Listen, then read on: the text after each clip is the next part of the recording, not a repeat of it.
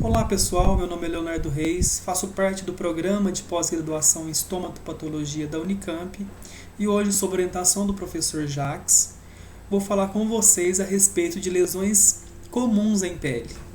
Nesta aula abordaremos algumas temáticas como a anatomia, a histologia e a fisiologia deste órgão.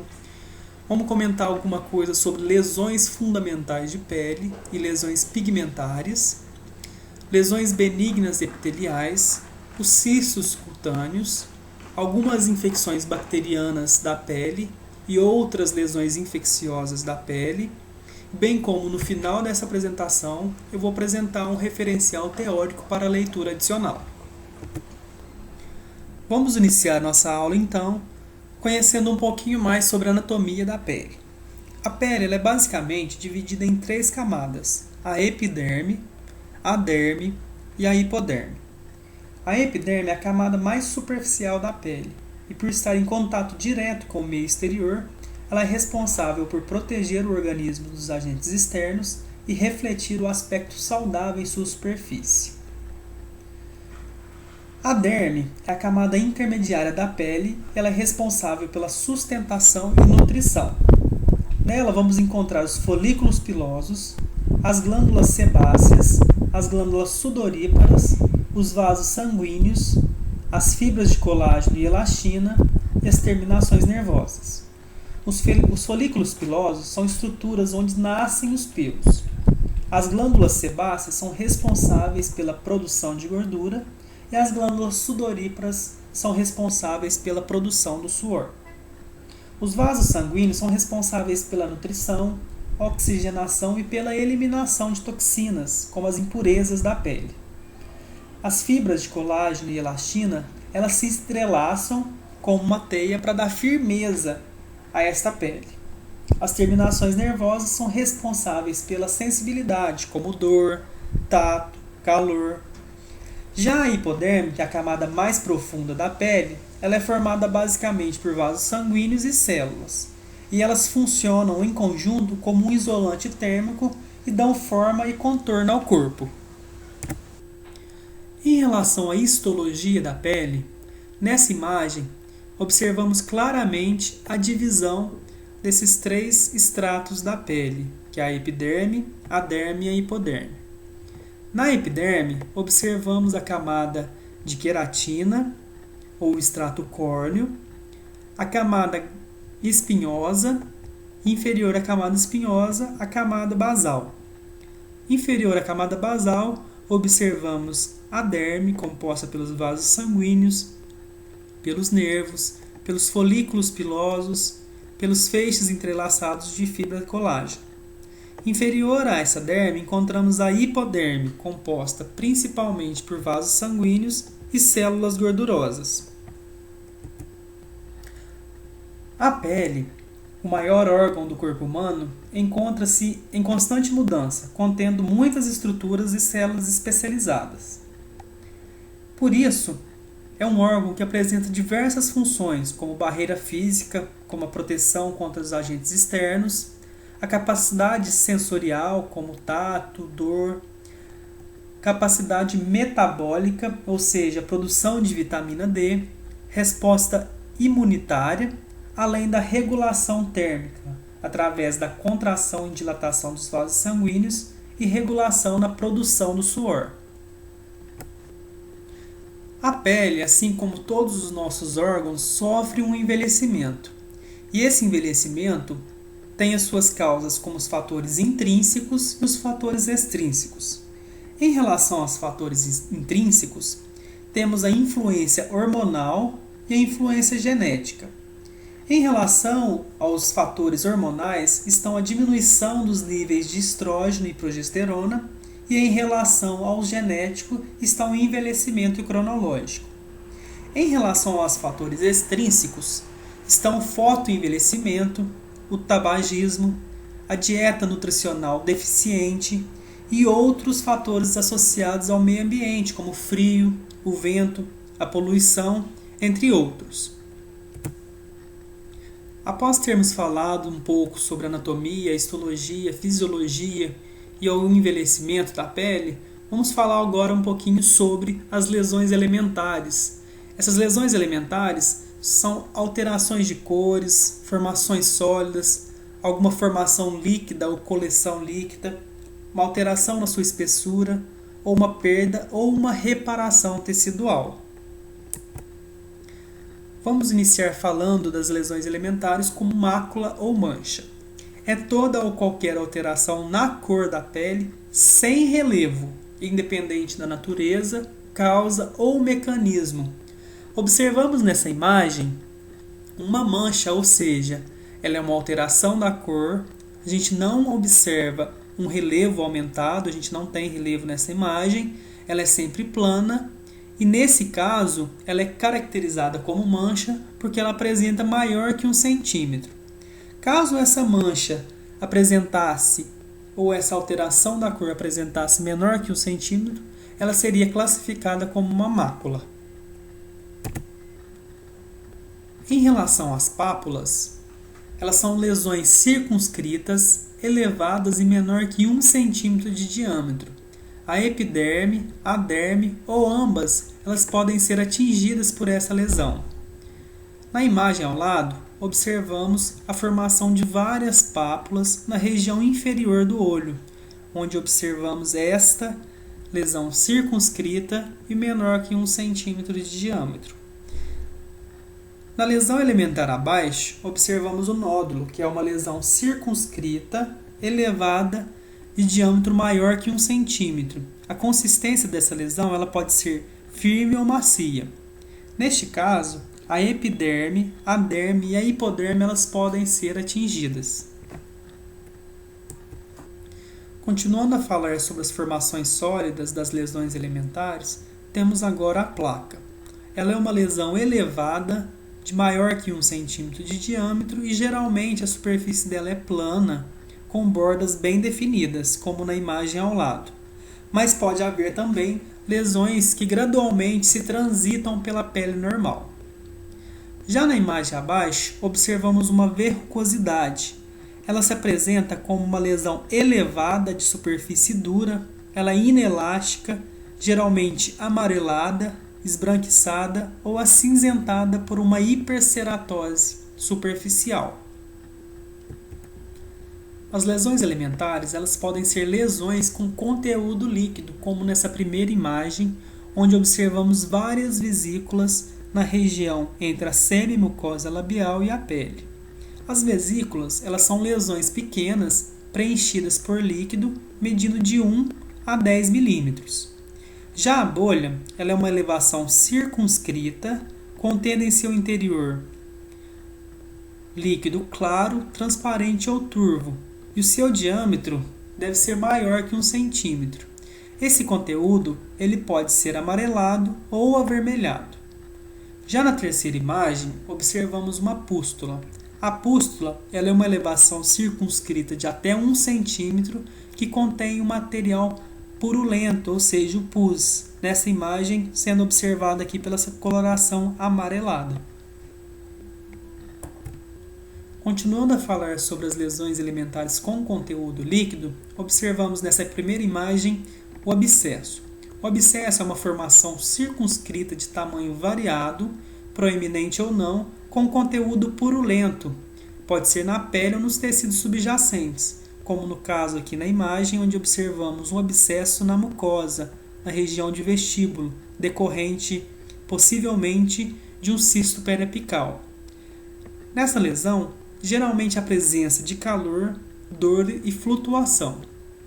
Na imagem abaixo, observamos um hematoma, que é uma formação circunscrita de tamanho variado ou proeminente ou não, de cor avermelhada inicialmente, que posteriormente verde amarelada ou amarronzada à medida que aquele sangue extravasado vai sendo reabsorvido. Agora que já passamos pela anatomia, histologia e fisiologia, bem como a definição das lesões elementares, vamos conhecer agora as lesões propriamente ditas de pele. Vamos iniciar pelos nevos melanocísticos. Vamos falar sobre o nevo melanocístico adquirido pelo composto intradérmico, mucoso, o congênito, o nevo halo, o nevo Spitz e o nevo azul. Os nevos melanocíticos são lesões nodulares ou papulares escuras formadas pelo acúmulo anormal de células névicas em determinadas regiões da pele. Ela é um tumor benigno composto por células névicas próxima aos melanócitos. Eles aumentam nas 3 primeiras décadas de vida e são lesões papulares ou nodulares de limites bem definidos. Os nevos, com o tempo, eles se tornam papulares e gradualmente ficam mais moles e perdem seu pigmento. O nevo melanocístico juncional é aquele nevo que acomete a junção dermoepidérmica. O nevo melanocístico composto ele é um nevo que acomete tanto a epiderme quanto a derme. O nevo melanocítico intradérmico é um nevo que acomete principalmente a derme. E o congênito é um nevo presente desde o nascimento, considerando o amartoma produzido por displasia da crista neural e seus derivados. Nesta imagem, apresentamos a histopatologia dos nevos melanocíticos, onde observamos células névicas na junção dermoepidérmica, mas com um componente não juncional penetrando até a derme. As células névicas, elas infiltram, sendo que a maioria dos nevos benignos, elas não apresentam um melanócito da junção dermoepidérmica. Nesse slide, para ilustrar a nossa aula, apresentamos um nevo melanocítico, também conhecido como pinta. Nessa imagem, uma das apresentadoras mais conhecidas do Brasil apresenta também uma pinta ou um nevo melanocítico na perna.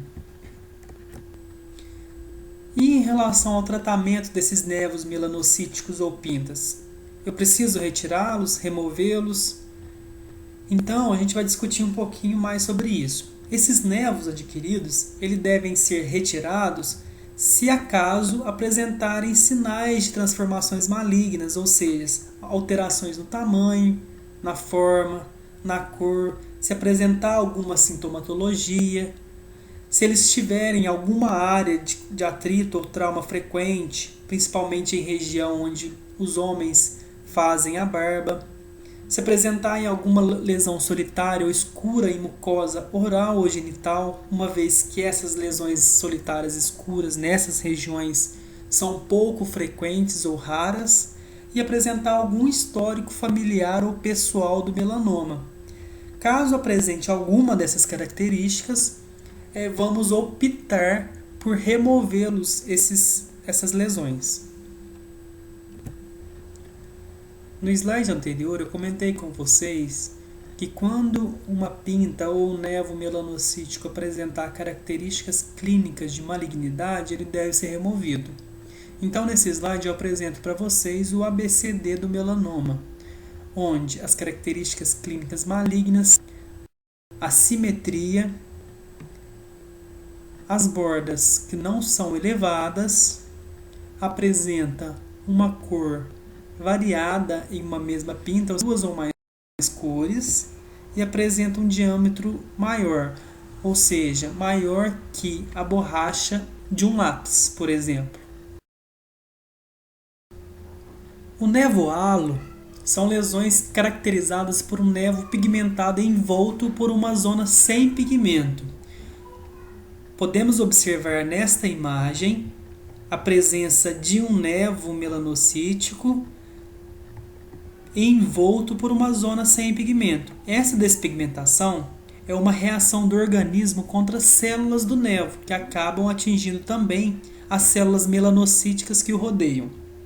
Eles podem ser múltiplos e geralmente se apresentam na região de tronco e principalmente em adolescentes. O infiltrado de células contém muitas células T citotóxicas, podendo apresentar uma reação de rejeição imunológica. Nesta imagem, podemos observar a histologia de um névoa-halo, onde apresenta uma faixa bem grossa de linfócitos que se estende por toda a lesão intimamente relacionada às células névicas. Em relação ao tratamento, existe o exame mucocutâneo completo, ele vai ser indicado para excluir a possibilidade de um melanoma, uma vez que o melanoma em regressão ele pode estar associado a uma leucodermia, assim como névoas azuis e neurofibromas.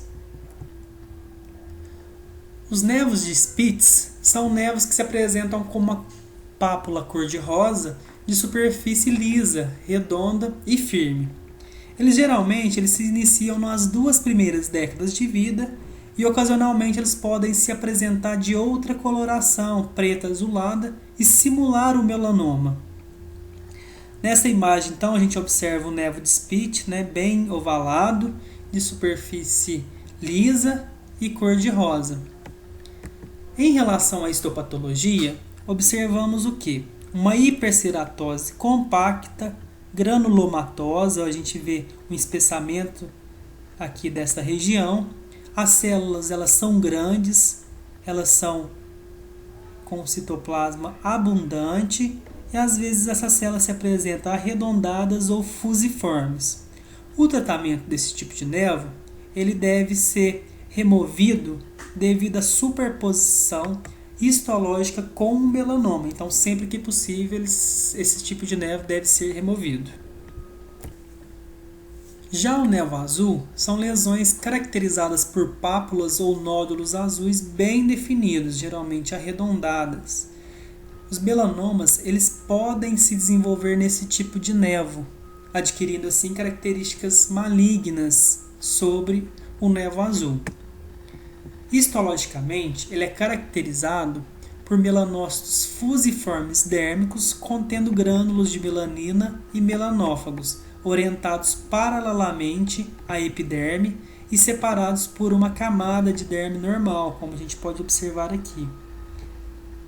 O tratamento desses névos, então, é a excisão cirúrgica da lesão. Nos slides anteriores, então, falamos sobre algumas lesões de pele pigmentares em relação aos névos melanocíticos. Já nessa parte da aula, vamos falar de algumas lesões benignas epiteliais da pele, como o acrocórdon, o lentigo e a ceratose seborreica. Vamos falar também do corno cutâneo, lembrando a vocês que o corno cutâneo não é uma lesão, e sim uma condição clínica. Nesta imagem, observamos uma lesão epitelial benigna da pele chamada de acrocórdon. São os tumores cutâneos fibroepiteliais mais comuns que podemos observar. Eles são representados por pólipos benignos adquiridos que surgem nas dobras naturais da pele, principalmente na região de pescoço. Eles podem ser sésseis e, na maioria das vezes, eles são pediculados, ou seja, a base é menor do que a sua extensão.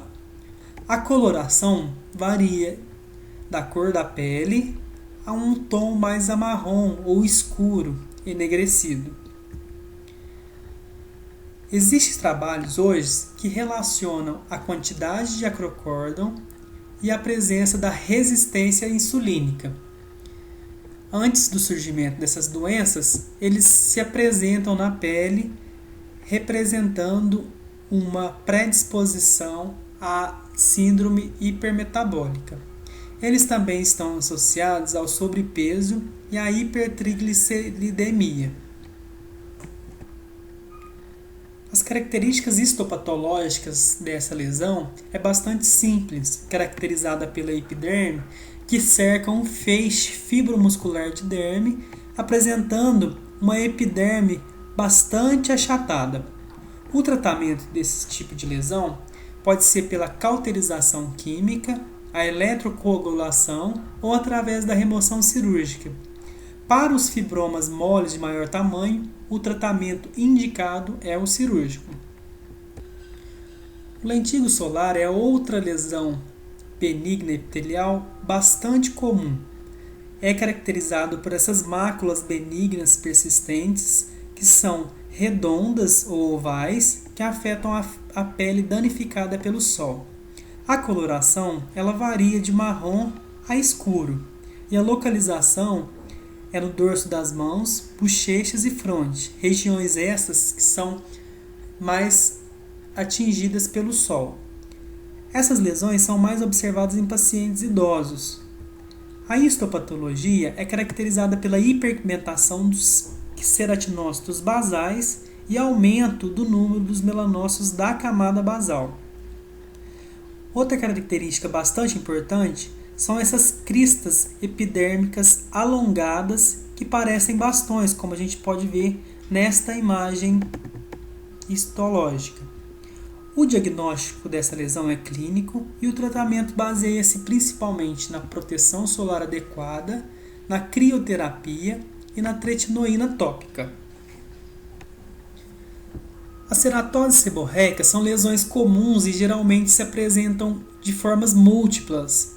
Elas são placas ou pápulas ovais de coloração bege, marrom e pode variar em um tom enegrecido.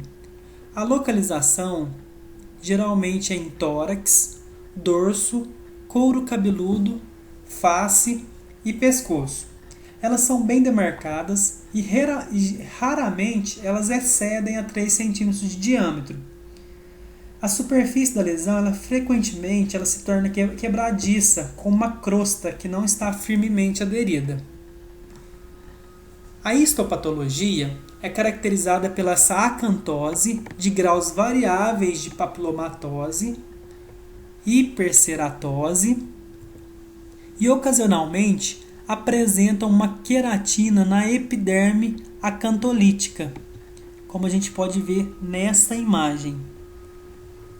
O tratamento dessa lesão baseia-se principalmente na curetagem ou na remoção com nitrogênio líquido. O corno cutâneo, como eu falei anteriormente, ele não é uma lesão e sim uma característica clínica que se descreve uma projeção composta principalmente de queratina que se projeta da superfície cutânea. Ele é visto principalmente em indivíduos acima de 50 anos e o tamanho varia de 2 a 60 milímetros, às vezes dividido em várias projeções. A localização mais comum é a face e o couro cabeludo. Em relação à histologia, é caracterizado por esse acúmulo de queratina compacta, como a gente pode ver nessa imagem. Uma queratina compacta de bastante espessura.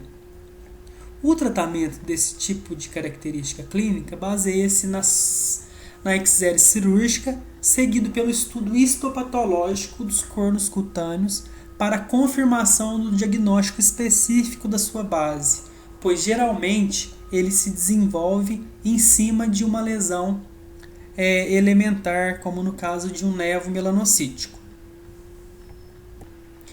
Vamos falar agora dos 3 principais tipos de cistos cutâneos, que são os cistos dermoide cutâneo, os cistos epidermoides e os cistos pilares.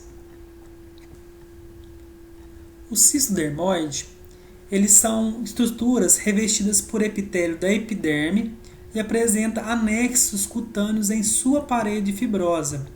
Como a gente pode observar na imagem, a gente observa pelos na sua superfície, ou seja, algumas estruturas de anexos cutâneos, como os folículos pilosos, as glândulas sebáceas, podem estar presentes na parede fibrosa desse cisto, resultado da anormalidade proveniente das zonas de fechamento embrionário. Eles são mais localizados na face, na porção lateral da sobrancelha, na base do nariz, ao assoalho da boca, na linha média do couro cabeludo e são localizados no tecido subcutâneo. Lembrando que o cisto dermoide ele pode ser visto em várias pessoas da mesma família, sugerindo um componente genético. Histologicamente, o cisto dermoide ele é revestido por um epitélio escamoso estratificado, queratinizado, contendo na sua parede fibrosa anexos cutâneos. O tratamento desse tipo de cisto é a remoção cirúrgica. O cisto epidermoide é a lesão cística da pele mais comum. Ele apresenta-se como uma massa cística, compressível e com a superfície que o recobre lisa e brilhante. Mais comumente afeta a face, o pescoço e o tronco.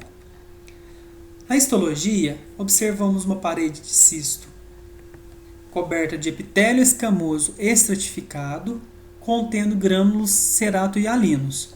O tratamento também é a remoção cirúrgica. O cisto pilar ele apresenta algumas características clínicas parecidas com o cisto epidermoide, porém, ele apresenta uma natureza mais firme que o cisto epidérmico. 90% destes cistos ocorrem no couro cabeludo. Essas lesões são firmes ou podem também ser móveis. Histologicamente, a parede do cisto do epitélio é escamoso estratificado. As suas células de revestimento apresentam uma queratinização triquilemal e o conteúdo desse cisto ele é bastante homogêneo, como a gente pode ver nessa imagem aqui. Conteúdo cístico bastante homogêneo. O tratamento também se baseia na remoção cirúrgica. Em relação às infecções bacterianas que encontramos na pele, vamos comentar nesta aula sobre o impetigo e a erisipela. O impetigo ele é uma infecção estafilocócica e estreptocócica, ou também pode ser a combinação dessas duas infecções. Essa lesão ou essa doença é caracterizada por vesículas separadas e de superfície fina que se torna rapidamente pustulosa e então se rompe. A localização principal dessa lesão são as partes expostas do corpo, como face, mãos, pescoço e extremidades. A lesão ela se espalha através de dedos e toalhas. Existe também a variante bolhosa do impetigo, que acomete principalmente bebês e é altamente contagiosa. Histologicamente, observamos uma inflamação extremamente superficial na porção superior dos folículos polissebáceos e é formada uma vesícula, como a gente pode ver aqui, subcórnea. O tratamento ele é baseado principalmente no antibiótico sistêmico ou no antibiótico tópico. A erisipela é uma infecção bacteriana aguda causada principalmente por estreptococcus que envolve vasos linfáticos dérmicos superficiais. É uma condição caracterizada por uma vermelhidão local, calor, a tumefação e a borda elevada e endurecida, altamente característica. As localizações mais conhecidas são pernas e face. Geralmente, o reconhecimento da doença não é difícil, mas pode ser que seja confundida com uma dermatite de contato, escarlatina ou lúpus eritematoso. Porém, na escarlatina, ela é mais disseminada e há um eritema pontilhado não localizado nem edematoso. O tratamento também é um antibiótico sistêmico. Vamos abordar agora algumas lesões infecciosas virais da pele, como o papiloma, as verrugas, divididas em verruga vulgar, verruga plana e verruga plantar, e o molusco contagioso. O papiloma é um tipo de lesão epitelial benigna que causa projeções na pele em forma de papilas ou verrugas, como a gente pode ver na imagem abaixo. Muitas vezes, o papiloma ele encontra-se associado ao vírus do papiloma humano. O HPV é transmitido pelo contato direto ou indireto com o indivíduo que tem a lesão. Disfunções na barreira epitelial por traumatismo ou pequenas agressões ou macerações provocam a perda de solução de continuidade na pele, possibilitando a infecção viral. Após a inoculação, o período de incubação varia de 3 semanas a 8 meses e observa-se a regressão espontânea na maioria dos casos. As verrugas, elas são lesões que podem ser clínicas ou subclínicas, sendo que as lesões subclínicas podem ser vistas apenas pelo exame assistido, ou seja, embebidos em ácido acético. A verruga vulgar, conhecida também como verruga comum, apresenta como fatores de risco essa disfunção da barreira epitelial, que pode ser por traumatismo, pode ser por pequenas agressões ou macerações, que vai provocar aquela perda de continuidade da pele, possibilitando a infecção viral, podendo ser até por autoinoculação. A maioria dessas lesões resolvem-se espontaneamente.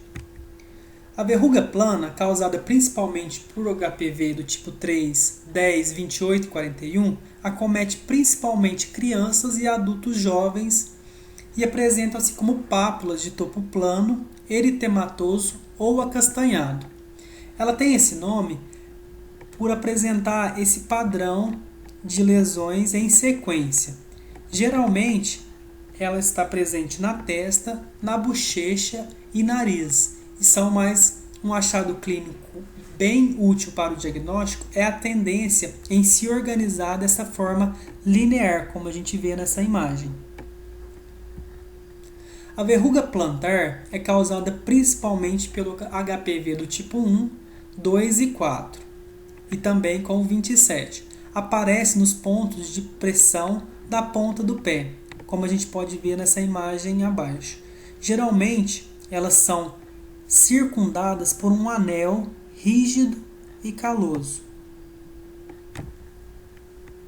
Histologicamente, raramente necessita de confirmação histológica. Ela pode ser útil para distinguir outras verrugas dos calos ou outras lesões ceratóticas. O tratamento indicado é em caso de dor, interferência na função ou algum constrangimento social e o risco de transformação maligna. É usado nesses métodos a crioterapia ou produtos tópicos à base de ácido salicílico. Uma aqui dos tipos de verruga que nós comentamos. A plantar, na região de pressão. A periungueal, que às vezes se apresenta próximo à região da unha. A verruga comum e a verruga plana, que geralmente se organiza de forma linear.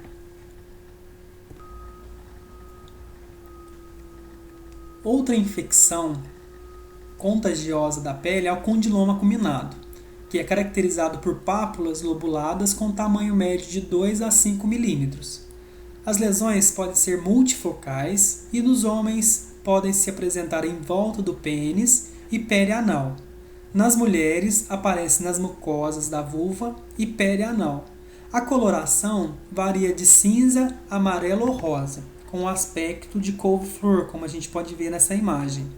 As verrugas elas são transmitidas sexualmente. O diagnóstico é baseado no aspecto clínico das lesões e o histórico do paciente. Na prevenção, utiliza-se a vacinação contra o HPV e o uso dos preservativos. Em relação ao tratamento, a sua ocorrência é frequente, a recorrência é frequente, e é utilizado a cirurgia ou a criocirurgia com nitrogênio líquido. Substâncias de uso tópico também podem ser usadas, como a podofilotoxina e o imiquimod, que é um imunomodulador de uso tópico. O molusco contagioso, como o próprio nome diz, é uma infecção contagiosa da pele causada por 4 tipos de poxvírus, sendo o MCV1 o mais comum.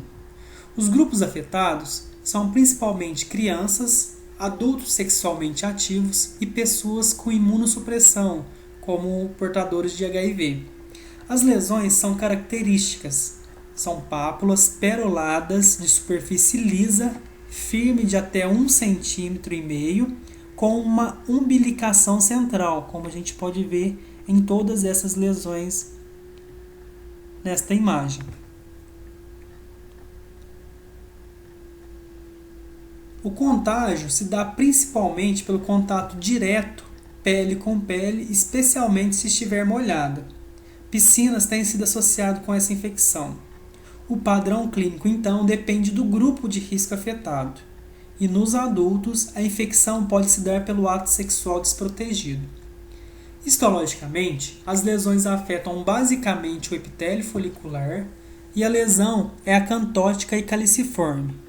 No citoplasma das células espinhosas são formados vários corpos de inclusão eosinofílicos e o diagnóstico é facilmente estabelecido devido à umbilicação central. O tratamento é a tretinoína tópica e a crioterapia leve. Reunimos nesse último bloco da nossa aula outras lesões de pele, como psoríase, a acne, o vitiligo e as efélides. A psoríase é uma doença inflamatória comum, crônica e recorrente da pele, que tem como característica clínica placas descamativas, circunscritas e eritematosas, como a gente pode ver, e secas de vários tamanhos. Nessa imagem, então, a gente observa várias placas descamativas, secas de vários tamanhos diferentes. Quando removidas, parecem pontos hemorrágicos, chamados sinal de Auspitz. Elas são recorrentes e persistentes. Histologicamente, as alterações apresentam-se como um espessamento da epiderme, uma paraceratose, como a gente pode ver aqui nessa região, um infiltrado inflamatório linfocítico e uma vasodilatação.